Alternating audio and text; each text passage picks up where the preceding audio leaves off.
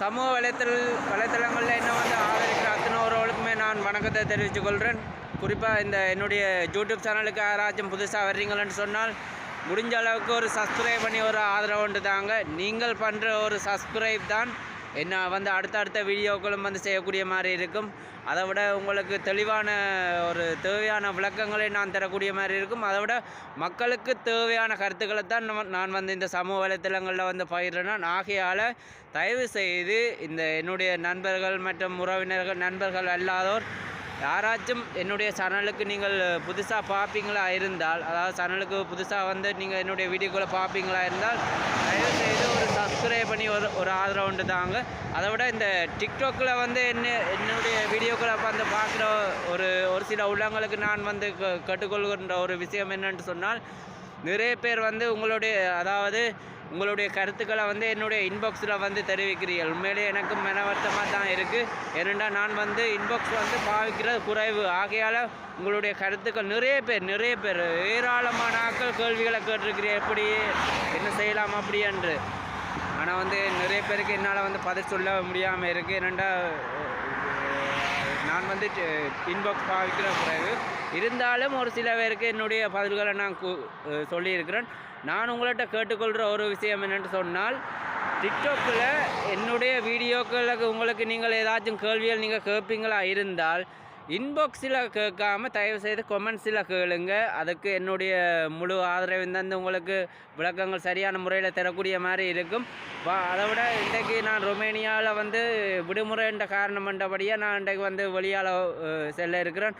வாங்க இந்த ரொமேனியாவில் வந்து எப்படியான விஷயங்கள் இருக்குது, அதை விட என்னென்ன விஷயங்கள் வந்து இங்கே நாங்கள் பேஸ் பண்ணலாம்ன்ற வந்து இந்த வீடியோவில் நான் தெளிவாக தரக்கூடிய மாதிரி இருக்கும். தட்டாமல் இந்த வீடியோ வந்து தெளிவாக பாருங்கள். வாங்க வீடியோக்குள்ளே போவோம்.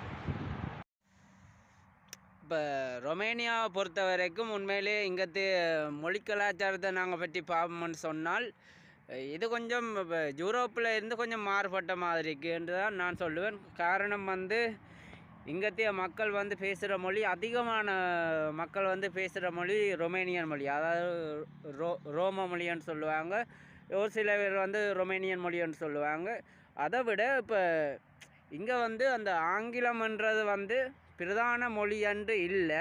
ஆனால் வந்து ஆங்கிலம் தெரிஞ்சு கொண்டு வந்தால் உங்களுடைய பிரச்சனைகளை வந்து ஃபேஸ் பண்ணக்கூடிய மாதிரி இருக்கும். அதாவது இப்போ யூரோப்பாவை பொறுத்த வரைக்கும் நிறைய நாடுகளில் வந்து ஆங்கில மொழி வந்து பிரதானமான மொழி. ஆனால் இங்கே வந்து அந்த தங்களுடைய மொழிக்கு வந்து பிரதான முக்கியத்துவம் கொடுக்குறபடியாக ஆங்கிலம் வந்து பிரதான மொழி என்று இல்லை. ஆனால் நிறைய பேருக்கு ஆங்கிலம் தெரியும், ஆனால் பிரதான மொழி என்று ஆங்கிலம் இல்லை. அப்போ ஆங்கிலத்தை வந்து யாராச்சும் நீங்கள் புதுசாக வெறாக்கள் இங்கே ஆங்கிலத்தை வந்து நீங்கள் கற்றுக்கொண்டு வருவீங்களா இருந்தால் ஓரளவுக்கு உங்களை நீங்கள் வந்து பாதுகாக்கக்கூடிய மாதிரி இருக்கும். ஆனால் ஒரு சில பேர் வந்து நினைப்பீங்க இங்கே வந்து ஆங்கிலம் கற்றுக்கொண்டு வந்தால் தான் பேஸ் பண்ணலாமென்று. கண்டிப்பாக அப்படியென்று நான் சொல்ல வரல. என்னென்று சொன்னி பார்த்தா, இப்போ மொழி வந்து அந்த மொழியால் வந்து தெரியாதாக்களும் இங்கே அதை மேனேஜ் பண்ணக்கூடிய மாதிரி இருக்கும். அது வந்து காலப்போக்கில் வந்து சரியாக இருக்கும். அதாவது நான் சொல்ல வர்ற விஷயம் வந்து இங்கே வந்து ஆங்கில மொழி பிரதானமான மொழி அல்ல. அவங்க வந்து பேசுகிற மொழி, அவங்க அந்த முக்கியத்துவம் கொடுக்குற வந்து ரொமேனியன் மொழி என்றபடியாக வந்து அவங்க தங்களுடைய மொழிக்கு தான் வந்து பிரதானமாக முக்கியத்துவம் கொடுக்குறாங்க. அதை விட இந்த ரொமேனியா பொறுத்த வரைக்கும் ஐரோப்பா கண்டத்தில் ஒரு நீண்ட ஒரு நிலப்பரப்பை கொண்ட ஒரு நாடுன்ட்டு சொல்லலாம். ஏனென்றால் மிகப்பெரிய பெருந்தொகையான மக்கள் வந்து வாழ்கிற இடமும் கூட. அதை விட நீண்ட நிலப்பரப்பை கொண்ட ஒரு பிரதேசம். அதை விட ஒரு நிறைய அபிவிருத்தி அடைந்த பிரதேசங்கள் மற்ற அபிவிருத்தி அடைந்து வருகின்ற பிரதேசங்கள் அத்தனை பிரதேசங்களுமே இங்கே இருக்குது. அதை விட இப்போ ரொமேனியாவை பொறுத்த வரைக்கும் இங்கே வந்து பிரதானமான நகரம் என்று சொல்லி பார்த்தா புகாரெஸ்ட் என்று சொல்லலாம். குறிப்பாக எங்களோட இலங்கை நாட்டில் வந்து கொழும்பு மாதிரி ரொமேனியாவை பொறுத்த வரைக்கும் புகாரெஸ்ட் தான் இங்கேயே ஒரு மெயின் சிட்டி, அதாவது மெயின் தலைநகரம் என்று சொல்லலாம். குறிப்பாக எந்த ஒரு விடயத்துக்கும் ரொமேனியாவில் இருக்கிற ஆட்கள் வந்து இங்கே தான் கூட வந்து அதை செய்யக்கூடிய மாதிரி இருக்கும். குறிப்பாக இந்த இமிக்ரேஷன் மற்றது பாஸ்போர்ட் அந்த விஷயங்கள் எல்லாம் வேறு இடங்களில் இருக்குது. குறிப்பாக இந்த எங்களோட வேறு நாட்டில் இருந்து வர்ற ஆட்கள் இமிக்ரேஷன்ட்டு வரைக்க ரொமேனியாவில் புகாரெஸ்ட் நகரத்தில் வந்து அது அமைஞ்சிருக்கு. இங்கே தான் விறக்க வேண்டிய ஒரு சுச்சுவேஷன் இருக்குது. ஏனென்றால் புகாரெஸ்ட் வந்து தலைநகரம்ன்றபடியாக அத்தனை விஷயங்களையும் வந்து இங்கே உள்ளடக்கி இருக்கிறாங்களேன்ட்டு என்னால் சொல்லக்கூடிய மாதிரி இருக்குது. அதை விட இப்போ இங்கே உள்ள மக்களின் தொழில் வாய்ப்புகளை பற்றி சொல்ல போனால் கல்வி அறிவுடைய அனைவருக்குமே இங்கே வந்து தனியார் துறைகள்லேயும் சரி அரசு துறைகள்லேயும் சரி எல்லாருக்குமே வந்து வேலைவாய்ப்பு நிறைய பேருக்கு வேலைவாய்ப்பு கொடுக்குறாங்க இங்கத்தைய அரசாங்கம். இப்போ எங்களோட நாட்டை பொறுத்த வரைக்கும் ஒரு சில பட்டதாரிகள் வந்து தனியார் துறைகளில் வந்து போய் வேலை செய்கிறதில்ல. காரணம் அவர்கள் வந்து அரசு துறையைத்தான் எல்லாருமே நாடுவார். ஆனால் இங்கே உள்ள நாட்டை பொறுத்த வரைக்கும் அப்படின்ட்டு இல்லை. அதாவது கல்வி கற்றவர்கள் கூட நிறைய வந்து தனியார் கம்பெனிகளில் வந்து தங்களுடைய கல்விக்கேற்ற வேலையை வந்து செய்யக்கூடிய மாதிரி இருக்குது.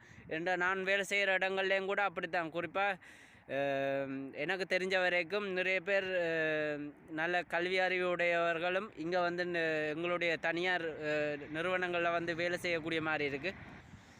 இப்போ ஆகையால் இப்போ இந்த எல்லாருமே எல்லா இடங்கள்லேயும் வந்து வேலை செய்கிறதால இங்கே வந்து அந்த வேலையில்லா திண்டாட்டம் வந்து இல்லை. உண்மையிலே பாருங்கள், அரசாங்கத்துறை நாடி படித்தாக்கள் கூட இங்கே வந்து தனியார் துறைகளில் வேலை செய்கிறாங்க. ஏனென்றால் வந்து அவங்க தங்களுடைய எதிர்காலத்தை பார்க்கணும். இப்போ அரசாங்க வேலையை மட்டும் நம்பி இருந்து பிரயோசனம் இல்லானே.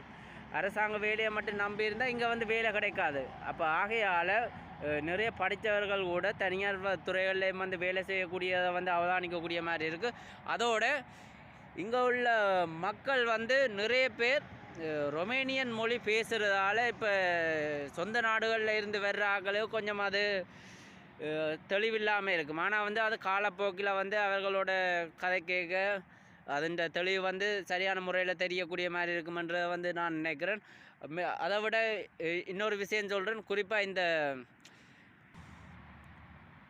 ரொமேனியாவை பொறுத்த வரைக்கும் அபிவிருத்தி அடைந்த பிரதேசங்களோட அதை விட விவசாயத்துக்கு ஏற்ற மாதிரியான ஒரு நிலப்பிரதேசங்களும் கூட இருக்குது. இந்த பார்த்தீங்கன்னு சொன்னால் நான் நிற்கிற கூட ஒரு விவசாய நிலப்பரப்பு தான். அதாவது நான் இருக்கிற இடத்துல இருந்து ஒரு கொஞ்சம் தூரம் தான். உண்மையிலேயே இங்கே கிராமப்புற மக்களும் இருக்கிறார்கள். அதை விட ஆதிவாசிகள் மற்றது நடுத்தர வர்க்கம் என்று பணம் படைத்தவர்கள் எல்லாருமே இருக்கிறார்கள். அதை விட இங்கே வந்து பிரதான தொழிலாக வந்து விவசாயம் வந்து செய்யக்கூடிய மாதிரி தான் இருக்குது. பார்த்திக்கணும்னு சொன்னால் இது ஒரு எக்ஸாம்பிள். அதாவது நான் நிற்கிற இடம் ஒரு எக்ஸாம்பிள். இங்கே வந்து விவசாய நில பூமி தான். அதாவது பெரிய ஒரு தேசம் பாருங்கள். இப்போ எங்களோட நாட்டை மாதிரிக்கு ஒரு விவசாய நிலப்பரப்புகளும் இருக்குது, அபிவிருத்தி அடைந்த நிலப்பரப்புகளும் இந்த நாட்டில் வந்து இருக்குது.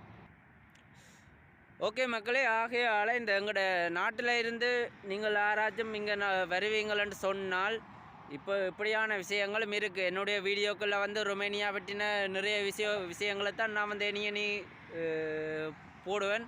தயவு செய்து நீங்கள் பார்க்குற நீங்கள் ஷேர் பண்ணுங்கள். அதை விட சப்ஸ்கிரைப் பண்ணி